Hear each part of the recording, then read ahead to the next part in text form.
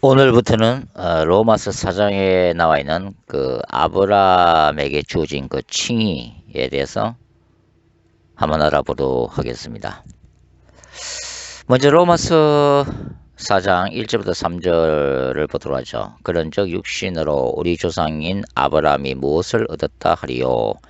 만일 아브라함이 행위로 의롭다 하심을 받았으면 자랑할 것이 있으려니와 하나님 앞에서는 없느니라. 성경이 무엇을 말하느냐? 아브라함이 하나님을 믿음에 그것이 그에게 의로 여기진 바 되었느니라. 이 로마서 4장의 진술은 바울이 이미 언급한 3장 27절부터 30절에 대한 실제적이고 역사적인 예정과 관련되어 있습니다.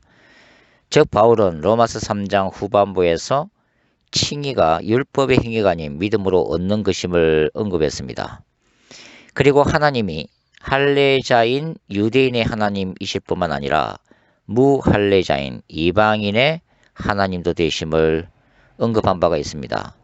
따라서 바울은 이제 할례자인 유대인의 육신적인 조상이면서 동시에 무할례자들의 믿음의 조상이기도 한 아브라함의 예를 들면서 아브라함이 율법이 주어지기 이전에 이미 믿음으로 칭의를 얻었고 이제 아브라함의 그 믿음의 본을 따라 믿음의 자손인 신자들도 예수 그리스도를 믿음으로 말미암아 칭의를 받을 수 있다는 논리를 로마서 4장에서 전개를 하고 있습니다. 1절에서 육신으로 라고 하는 구절을 우리 조상과 관련 지으면 아브라함을 유대인의 육신적 조상이라고 언급하는 내용이 되죠. 그러나 이 육신으로 라고 하는 이 구절을 뒤에 나오는 얻었다 라는 구절과 관련을 지으면 믿음이 아닌 육적으로는 아무것도 얻을 수 없다는 내용이 됩니다. 로마서 3장 후반부의 내용이 믿음을 강조하고 있고 로마서 4장 2절 이하의 내용이 또한 행위가 아닌 믿음을 강조하고 있기 때문에 1절을 유대인의 조상인 아브라함이 육적으로는 즉 행위로는 아무것도 얻을 수 없다고 강조하는 것으로 이해하는 것이 논리적이죠. 바울은 아브라함이 선한 행위로 의롭다 하심 즉 칭의 justification을 받았으면 하나님 앞에서 자랑할 것이 있겠지만 행위로 인한 칭의가 결코 아님을 분명히 하고 있습니다. 즉 절대적으로 거룩하시고 선하신 하나님 앞에서 의롭다고 인정받을 사람은 단 한 사람도 없다는 것입니다. 바울이 이미 언급한 것 같이 의인은 없나니 하나도 없기 때문이죠. 로마서 3장 10절입니다. 아브라함이 하나님께로부터 받은 칭의는 철저히 하나님에 대한 아브라함의 믿음에 기초하고 있다는 것입니다. 3절에서 바울이 이렇게 기록하죠. 성경이 무엇을 말하느냐? 아브라함이 하나님을 믿음에 그것이 그에게 의로 여겨진 바 되었느니라. 바울의 이 주장은 철저히 구약 성경에 기초하고 있습니다. 특별히 창세기 15장 6절 말씀이죠. 그런데 이 구절에서 바울이 의도한 바는 무엇일까요? 아브라함이 하나님을 믿음으로 칭의를 얻었다면 칭의를 얻을 만한 아브라함의 믿음 또한 하나님의 선한 공로가 된다는 의미일까요? 이 문제를 다루기 전에 먼저 야고보 사도의 관점을 살펴보도록 하겠습니다. 바울이 아브라함의 믿음을 강조하고 있다면 야고보는 똑같은 사건에 대해서 아브라함의 행위를 더 강조하고 있기 때문이죠. 야고보서 2장 14절부터 20절 말씀입니다. 즉 야고보서는 바울의 주장과는 반대로 아브라함이 행함으로 칭의를 얻었음을 언급하고 있다는 것입니다. 여기에서 바울과 야고보 사도의 주장이 상호 모순된다라고 보기보다는 강조하는 양자 간의 신학적 주장이 다를 뿐임을 우리는 주목할 필요가 있습니다.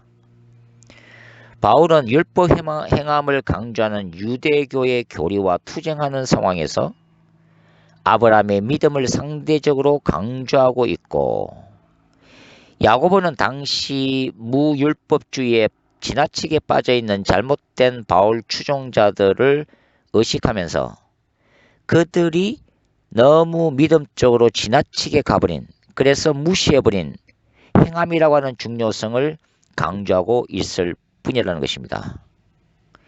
믿음이 있기 때문에 행함이 있고, 행함은 그러한 믿음이 신자에게 있다는 확실한 증거가 되므로 사실 믿음과 행함은 동전의 양면과 같은 것이죠. 다시 본론으로 돌아와서 3절에서 바울은 아브라함이 하나님을 신뢰하는 그 믿음의 가치에 대해서 그것을 절대로 평가절하고 있는 것이 아닙니다. 바울은 아브라함의 믿음을 향한 하나님의 신실하심을 더 강조하고 있는 거죠. 즉 하나님이 아브라함의 믿음에 대해 그것을 의로 여기신 바 되었다고 바울이 말할 때 이 여겼다라고 하는 헬라어 단어 로기조마이라는 단어인데요. 이 헬라 단어의 의미는 하나님을 믿는 그 아브라함의 의를 하나님이 귀하게 보시고 그 의가 마치 하늘의 은행 구자에 예치된 저금처럼 취급이 되어서 아브라함이 언제든지 그것을 하나님께 청구할 때는 하나님이 지급할 준비가 되어 있다는 개념입니다. 이 로기조마이가 1세기 헬라 용법은 은행에 저축하다라는 뜻이거든요. 이 개념은 이렇게도 설명할 수가 있겠습니다. 어떤 아빠가 크리스마스 날 어린 아들을 위해서 2개의 선물을 준비하고 집으로 돌아옵니다. 아빠는 준비한 선물 중에서 하나를 어린 아들에게 크리스마스 선물로 건네줍니다. 그리고 다른 선물 하나를 마저 주면서 아들에게 아빠한테 그걸 선물해 줄 수 있겠니? 라고 얘기합니다. 어린 아들은 아빠를 기쁘게 해주려고 그 선물을 하나를 아빠에게 다시 주게 되고, 아빠는 그 선물을 마치 어린 아들이 자신을 위해 직접 사서 주는 것처럼 기뻐하며 받을 수가 있다고 하는 것입니다. 이것은 아빠의 요청에 대해서 순종으로 반응하는 이 아들의 행위에 대해 아빠는 그것을 아들의 의로 인정하면서 하나님 앞에 너는 의롭다, 아빠 앞에서 너는 참 착하구나 라는 칭의를 선언하는 것과 같다는 것입니다. 결국 이 아들의 의는 아빠가 베푸는 은혜 위에 세워진 것이죠. 이것이 하나님이 아브라함의 믿음을 받아들이는 방식이라고 말씀을 드릴 수가 있겠습니다. 바울이 이러한 방식을 하나님의 의, 즉 하나님의 신실하심으로 이해합니다. 물론 하나님의 신실하심은 바로 언약 위에 기초하죠. 이러한 방식은 제가 강조하는 야훼의 거룩한 전쟁 신학으로도 설명할 수가 있습니다. 하나님이 행하시는 거룩한 전쟁에서 하나님은 그분의 백성이 이스라엘을 위해 홍해를 가르시고 이스라엘을 구원하십니다. 이러한 구원의 과정에서 인간이 할 수 있는 일은 아무것도 없습니다. 구원을 위한 전쟁, 그 거룩한 전쟁과 그 능력은 오직 하나님께 속해 있기 때문이죠. 그럼에도 불구하고 이 과정에서 인간은 결코 하나님 앞에 무가치한 그런 존재가 아니라는 것입니다. 모세는 하나님의 구원 역사를 믿음으로 신뢰했습니다. 그리고 가로막힌 홍해를 향해 그의 지팡이를 믿음으로 내밀었죠. 하나님께서는 모세의 이 믿음과 행위를 칭의로 간주하셨고 이스라엘을 위해 홍해가 갈라지는 기적을 베푸신 것입니다. 하나님이 베푸시는 구원의 손길을 인정하고 예수 그리스도의 복음을 믿음으로 받아들일 때 인간은 하나님의 법정 앞에서 죄인이지만 너는 내 아들 안에서, 내 아들 예수 그리스도를 믿는 그 믿음 안에서 너는 의롭다, 칭이라는 판결을 얻습니다. 바로 죄가 있지만 죄가 없는 것처럼 무죄 판결을 받는 것이죠. 인간이 하나님 앞에서 범하는 무슨 죄는 단순히 도덕적이고 윤리적인 죄가 아닙니다. 인간의 무슨 죄악은 하나님의 존재 자체를 인정하지 않는 것이고 예수 그리스도를 통한 십자가의 대속의 은혜를 절대로 받아들이지 않는 것이죠. 인간의 연약한 믿음마저 귀하게 받아들이시는 하나님의 신실하심을 거부하는 것, 그리고 그 결과로서 스스로 지옥을 선택하는 것, 이것이야말로 하나님 앞에서 인간이 범하는 가장 무서운 범죄이며 교만인 것입니다.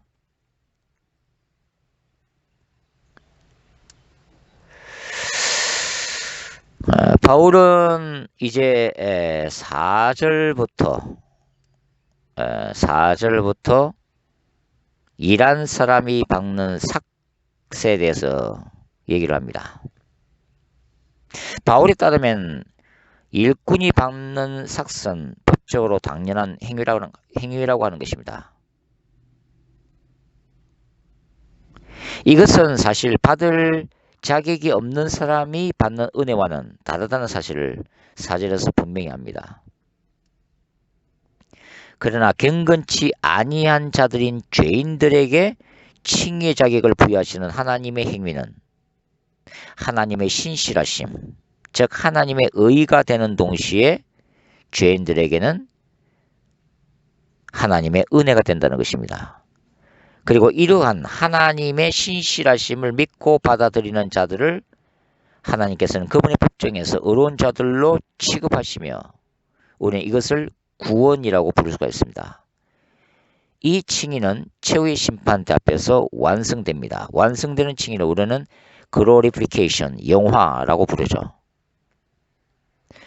바울은 세관점 학파의 해석과는 달리 이러한 칭의 개념을 죄의 문제와 분명히 연결시키고 있는 것을 주목하십시오. 이것은 구원론과 관련되어 있는 것입니다.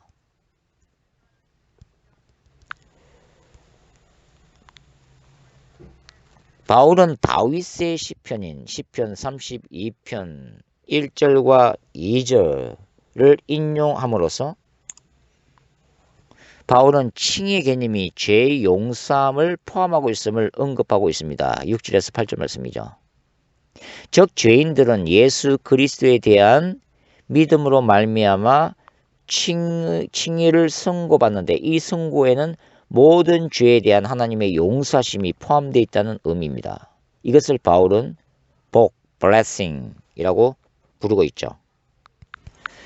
바울은 이 죄 사함의 복이 할례의 행과 같은 율법의 행위에 기초하지 않고 하나님의 언약적 약속에 있음을 설명하기 위해서 아브라함이 무할례 시에 이 약속을 받았음을 상기시키고 있습니다. 9절과 10절이죠. 이것은 로마서 2장 24절부터 29절을 통해 바울이 주장한 믿음으로 인한 하나님의 언약에 대한 재진술이기도 합니다. 바울에 따르면 아브라함이 할례의 표를 받은 행위, 그것이 창세기 17장에 나타나 있는데요. 이 할례의 표를 받은 것은 그가 할례를 받았을 때에 그가 할례를 받지 않았을 때에 그의 믿음으로 받은 그 칭의에 대한 외적인 증거에 불과하다는 것입니다. 즉 그 믿음으로 인한 하나님의 언약이 할례법 등으로 나타난 율법의 행함보다 우선하고 있다는 의미죠. 이는 마치 신자가 예수 그리스도를 먼저 믿음으로 영접한 후에 교회 앞에서 자신의 믿음을 증거하기 위해서 공적인 세례를 공동체 앞에서 받는 것과 같은 이치라고 말씀을 드릴 수가 있죠. 그러니까 믿음이 세대 의식보다 더 근본적인 것이고 우선하는 것이기 때문입니다. 그러니까 할례라고 하는 율법적인 행위가 중요한 게 아니라 그 전에 아브라함이 하나님이 주신 말씀, 약속을 믿음으로 받아들였고 그것에 대해서 하나님이 칭의를 하신 것이 우선되는 것이고 더 중요하다는 의미입니다. 바울은 갈라디아서 2장에서 이 할례법과 관련한 신학적 논쟁을 전개하고 있는데요. 즉 예루살렘으로부터 온 일부 유대인 신자들이 그렇게 주장하죠. 구원받은 이방인 신자랄지라도 정통 유대인들처럼 할례를 반드시 받아야 한다 라고 주장하죠. 바울은 그 주장에 반박하면서 동시에 이러한 할례자들을 두려워하여 이방인 신자들과의 식탁 공동체를 거부한 사도 베드로에 대해서 강도 높게 비판을 하고 있습니다. 그리고 그 결론으로 바울은 사람이 의롭게 되는 것은 할례 등 율법의 행위에서 나는 것이 아니라 오직 예수 그리스도에 대한 믿음에 있다는 믿음 칭의 교리를 갈라디아서 2장 16절에서 주장하고 있죠. 바울에게 중요한 것은 믿음 그 자체입니다. 바울에게는 유대교의 율법보다 하나님의 언약적 약속이 우선되는 것이며 바울은 아브라함의 칭의 사건을 제시함으로써 할례를 받지 않는 신자들이 오직 믿음을 통해 아브라함처럼 칭의를 받을 것임을 역설하고 있다고 하는 거죠. 따라서 하나님은 바울이 로마서 3장 후반부에서 주장한 것 같이 할례자인 유대인의 하나님이 되실 뿐만 아니라 무할례자인 이방인의 하나님도 되시는 것입니다. 로마서 4장 11절과 12절을 다시 한번 읽어드리죠. 그가 할례의 표를 받은 것은 무할례 시에 믿음으로 된 의를 인친 것이니 이는 무할례자로서 믿는 모든 자의 조상이 되어 그들도 의로 여기심을 얻게 하려 하심이라. 또한 할례자의 조상이 되었나니 곧 할례 받을 자에게뿐 아니라 우리 조상 아브라함이 무할례 시에 가졌던 믿음의 자취를 따르는 자들에게도 그러하니라. 바울은 철저한 바리새인 출신으로 당시 유대교의 교리와 가르침에 정통했던 사람입니다. 그리고 바울은 저먹고 흠없는 바리새인으로서 하나님 앞에서 종말론적 칭의를 얻기 위해 모든 율법을 온전히 지키려고 몸부림친 사람이었습니다. 그런 고백이 빌립보서 3장 5절과 6절 또 로마서 7장 21절부터 24절에도 나타나 있죠. 이러한 바울이 사도행전 9장에 나타난 그 다메섹 체험을 통해 깨달은 게 뭔가요? 이스라엘이 하나님의 은혜와 시내산 언약의 기초에서 구원받은 하나님의 백성으로서 시작되었지만 이게 세관창파가 말하는 언약적 신율주의죠. 그러나 이스라엘을 지배했던 유대교가 율법을 완전히 행함으로 구원받는다는 행위 구원론에 빠지면서 오히려 구원에 대한 하나님의 은혜를 상실했다는 것입니다. 그리고 바울은 부활하신 예수 그리스도를 체험하면서 구원을 위한 종말론적 메시아 시대가 본격적으로 도래했음을 인식하죠. 그리고 예루살렘 성전에서 드려지는 피의 제사 시대가 완전히 끝이 났음을 깨닫게 되었다는 것입니다. 구약과 이스라엘 그리고 유대교에 대한 바울의 모든 신학적 이해가 예수 그리스도의 죽음과 부활이라는 새로운 관점에서 완전히 변화가 되었다는 의미죠. 이제 바울은 유대교의 뿌리였던 모세율법과 시내산 언약 이전 아브라함이 율법이 아닌 믿음으로 칭의를 받았던 초창기 역사로 다시 되돌아가서 율법 행함에 따른 유대교적 구원론을 배격하고 오직 믿음으로 말미암아 얻는 구원, 즉 믿음 칭의론을 다시 회복하고자 한 것입니다. 이렇게 아브라함이 믿음으로 말미암아 의롭다 하심을 받은 사건, 이 신칭의는 바울이 강조하는 로마서의 핵심적인 주제 중의 하나로서 바울은 로마서 4장을 통해 아브라함 칭의 사건과 신약시대의 신자들의 칭의 사건을 서로 연결시키고 있는 것입니다. 다시 말해서 구약에서 아브라함을 통한 하나님의 구원 모델이 곧 신약에서는 뭐가 돼요? 예수 그리스도를 통한 신자들의 구원 모델이 되는 것입니다. 바울은 아브라함에게 주신 하나님의 언약을 주목하고 있습니다. 그것은 아브라함과 그 자손이 세상의 상속자가 될 것이라는 약속이죠. 로마서 4장 13절 말씀인데요. 이것은 복의 근원으로서의 아브라함이 그의 후손을 통해 받게 될 가나안 땅의 기업에 관한 것입니다. 바울은 이러한 상속자의 약속이 결코 율법 행함에 있지 않고 아브라함의 믿음에 대한 하나님의 은혜로서 주어진 것임을 강조합니다. 바울은 만일 율법에 속한 자들인 유대주의자들이 그러한 상속자가 될 자격이 있다면, 즉 그들이 율법 행함으로 인해서 그러한 상속자가 될 자격이 있다면 신자들의 믿음도 헛것이고 약속은 깨어진 것이라고 단언을 하죠.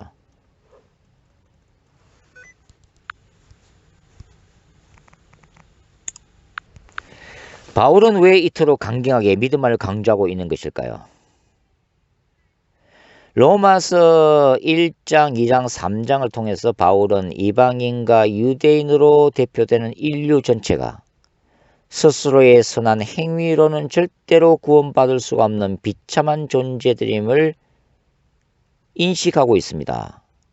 따라서 인류 전체가 하나님의 종말론적 진노 앞에 서 있는 죄인들이라고 하는 그 긴박함이 바울에게 존재했기 때문이죠. 그리고 이방인이나 유대인 모두가 하나님께서 예비하신 예수 그리스도를 통한 하나님의 종말론적 구원 사건을 믿음으로 받아들이는 것만이 인류가 살 수 있는 유일한 구원의 길임을 바울이 절대적으로 확신하고 있기 때문입니다. 로마서 자체가 바울의 1차, 2차, 3차 선교 여행이 마무리되던 시점에서 기록되었기 때문이고요. 바울은 그의 마지막 선교지로 지금 스바나를 생각하고 있는 시점에서 그가 그동안 로마 세계에 전한 이 믿음을 통한 칭의의 복음을 로마 교회에 다시 강조하고 있는 것입니다. 더군다나 당시에 바울은 예수 그리스도께서 그의 시대에 곧 재림할 것이라는 임박한 종말론을 가지고 있었기 때문에 바로 다가오는 그 임박한 재림 앞에서 구원받아야 될 인류에게 오직 예수 그리스도의 십자가의 죽음과 부활 사건에 대한 그 믿음을 강조할 수밖에 없었던 것이죠. 바울에 따르면 율법은 하나님의 거룩한 진노를 초래하는 것이며 율법이 없는 곳에서는 범법도 없습니다. 15절 말씀이죠. 본질적으로 선한 율법이 구원에 있어서는 저주가 될 수밖에 없는 이유에 대해 바울은 나중에 로마서 7장에서 구체적으로 설명을 하게 됩니다. 그럼에도 불구하고 바울은 결코 율법 무용론자가 아닙니다. 바울이 강조하고 있는 것은 구원에 있어서의 율법의 무용론이지 성화를 위한, 거룩함을 위한, 예수 그리스도를 닮아가기 위한, 그래서 율법을 행하는 것이 말씀대로 살아가는 이 행함이 필요하다고 하는 것을 결코 부인하지 않습니다. 바울은 여전히 행함과 그 열매를 바울 서신 전체에서 중요시 여기고 있습니다. 바울은 대부분의 서신들을 쓰면은 전반부에는 뭘 다루고 있어요? 교리를 다루고 있죠. 근데 후반부에서는 바로 신자들이 지켜야 할 거룩한 삶의 규칙들을 강조를 하고 있습니다. 즉 바울은 인간의 선한 행위로 구원받는다는 행위 구원론은 부인하지만 그리스도를 닮아가야 할 신자들의 삶 속에서의 새로워진 율법은 여전히 살아있다고 보는 것이고, 예수 그리스도의 최종 심판대 앞에서 신자들의 삶 자체가 심판받는다고 하는 행위 심판론을 인정하고 있다고 하는 것입니다. 고린도전서 3장 8절부터 15절에 자세히 나와 있죠.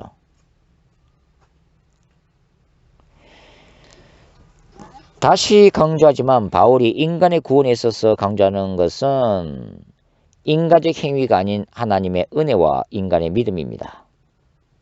이 하나님의 은혜와 인간의 믿음이 신약의 신자들로 하여금 그리스도 안에 있는 풍성한 영적인 축복들을 누리게 하고 영원한 천국을 기업으로 받게 하는 것이죠.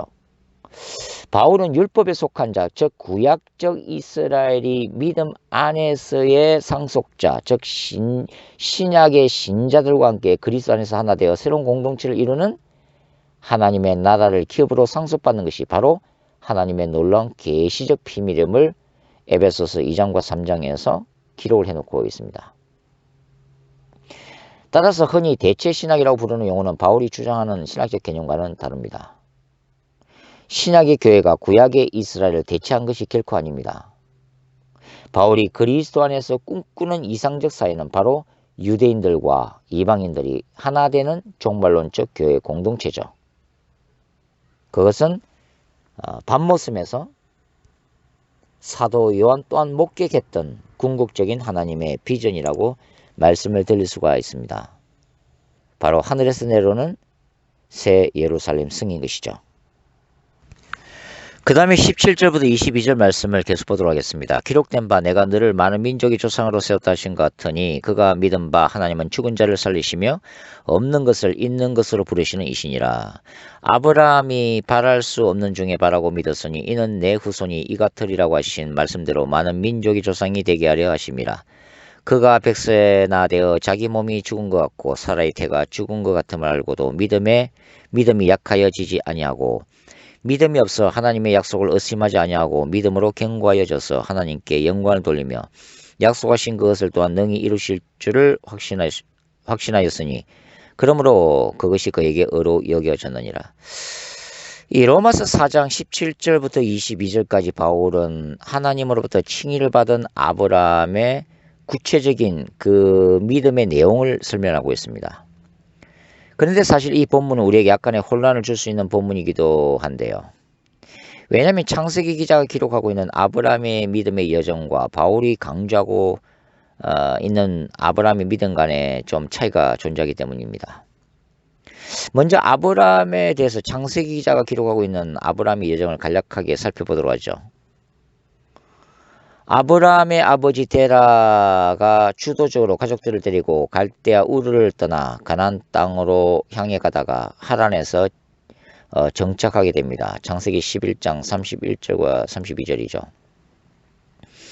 그러나 사도행전은 아브라함이 이미 메소포타미아, 즉 갈대아 우르에 있을 때 하나님으로부터 떠남에 대한 계시를 받았음을 또 사도행전 7장에서 기록을 하고 있죠.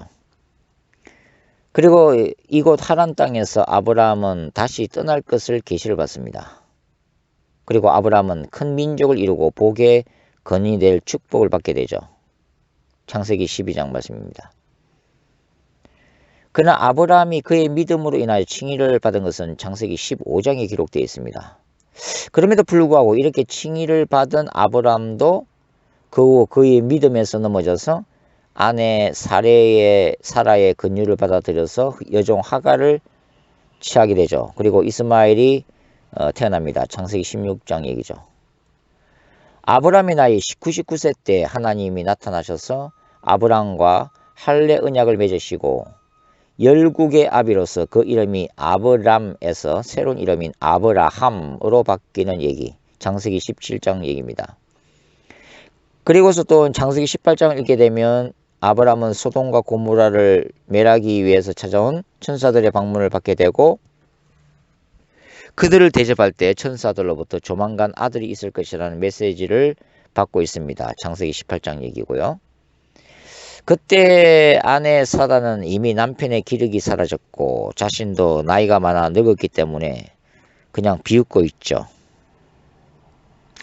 바울이 기록하고 있는 그가 믿은 바 하나님은 죽은 자를 살리시며 없는 것을 있는 것으로 부르시는 이 라고 하는 이 로마서 4장 17절이 의도하는 바는 아브라함과 아내 사라가 이미 나이가 늙어 아이를 잉태할 수 없었기 때문에 육신적으로는 생식 능력의 죽음을 전제하는 것이고, 그럼에도 불구하고 전능하신 하나님은 이 죽은 생식 능력을 부활시키시는 하나님이심을 의미하고 있는 것이 분명합니다.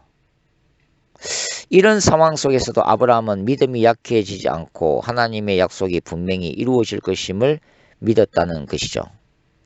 그러나 창세기의 기자는 창세기 18장을 통해 아내 사례의 경우에는 불신앙의 모습을 기록하고 있죠. 물론 아브라함의 반응은 구체적으로 기록되어 있지는 않습니다. 그렇다고 해서 또 아브라함이 창세기 18장에서 뭐 긍정적으로 믿음을 보인 모습도 기록되어 있지 않죠.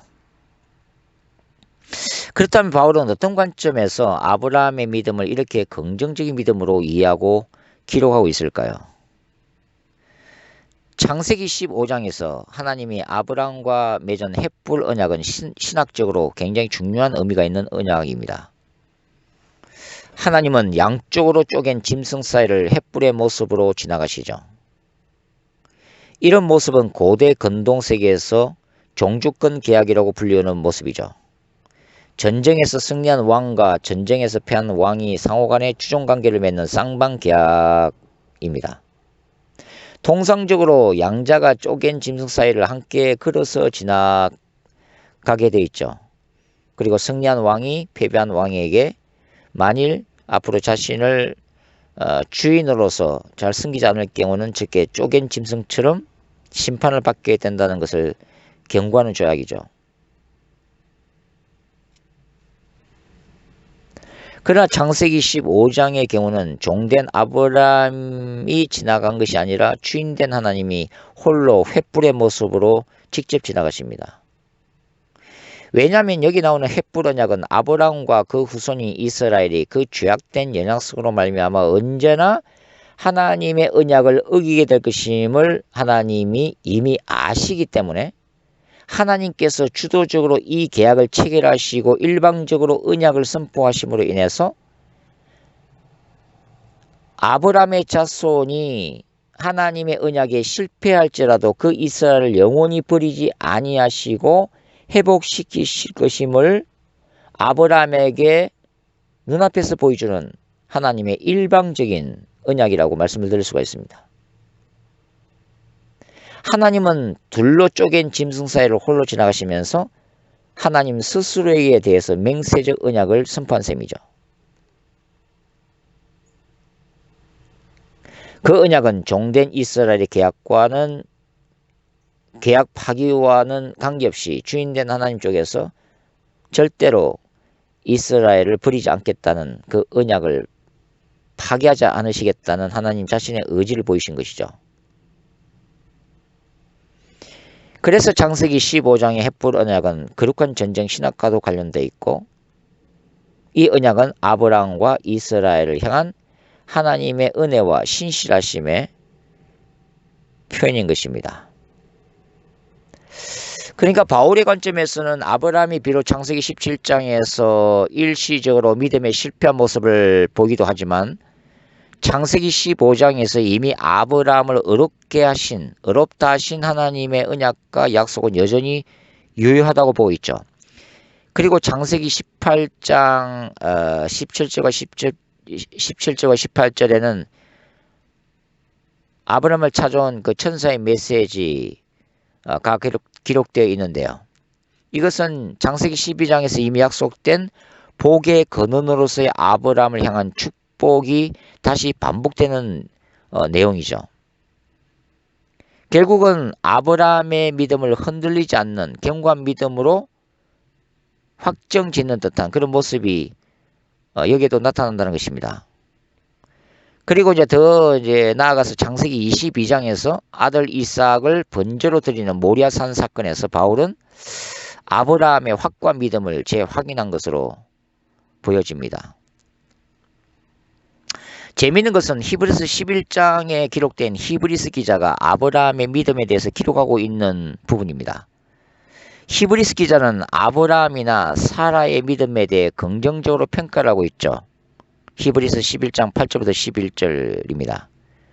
특히 모리아산에서의 아브라함의 믿음을 다음같이 기록합니다. 19절 말씀인데요. 저가 하나님이 능히 죽은 자 가운데서 다시 살리실 줄을 생각한지라. 비유컨대 죽은 자 가운데서 도로 받은 것이니라. 결론적으로 아브라함이 하나님을 죽은 자를 살리시며 없는 것을 있는 같이 부르시는 하나님으로 믿는 그 믿음은 그가 부르심을 받은 초창기부터 그 믿음이 성장하여 비록 믿음에 때로는 실패한 쓰라린 과정도 있었지만 나이 100세가 되어 그의 죽은 것 같은 몸을 살리시고 아들을 낳게 하신 하나님에 대한 믿음에까지 자라갔으며 마침내 그가 이삭을 죽여서 번제로 드린다 할지라도 능히 죽은 이삭을 다시 부활시킬 하나님으로 믿는 그 믿음의 정상에까지 나아간 것으로 평가가 된다는 것입니다. 바울은 로마서 4장을 통해 아브라함의 믿음을 신자들이 추구해야 할 믿음의 모본으로 제시를 하고 있습니다. 그러나 바울이 말하는 칭의 개념은 인간의 믿음 그 자체보다는 연약한 인간의 믿음을 인정하시고 용납하시는 하나님의 의, 즉 하나님의 신실하심을 더 강조하는 입장이죠. 사실 인간의 믿음은 우주 안의 먼지와 같은 것입니다. 그러나 이 먼지와 같은 인간의 작은 믿음을 통해 우주보다 더 크신 하나님의 영광을